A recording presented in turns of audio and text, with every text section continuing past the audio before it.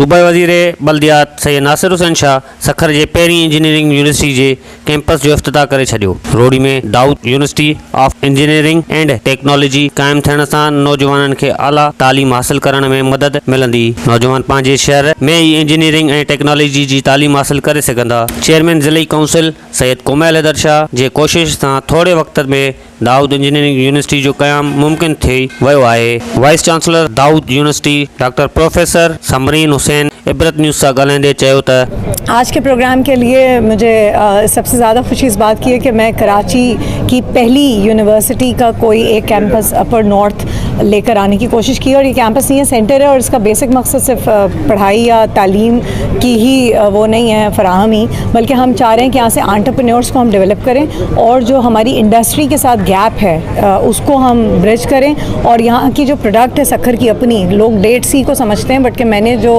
Observe किया है यहाँ अमरूद है, यहाँ स्ट्रॉबेरी है, यहाँ और भी फल फ्रूट और क्रॉप्स हैं जिसका इस्तेमाल करके हम बेहतर नॉलेज ड्रिवन इकॉनमी का ख्वाब जी सकते हैं। सूबाई वज़ीर बल्दियात सैयद नासिर हुसैन शाह दाऊद यूनिवर्सिटी जे ताउन सां सखर में पहिरीं इंजीनियरिंग यूनिवर्सिटी जो इफ्तिताह करे छॾियो आहे।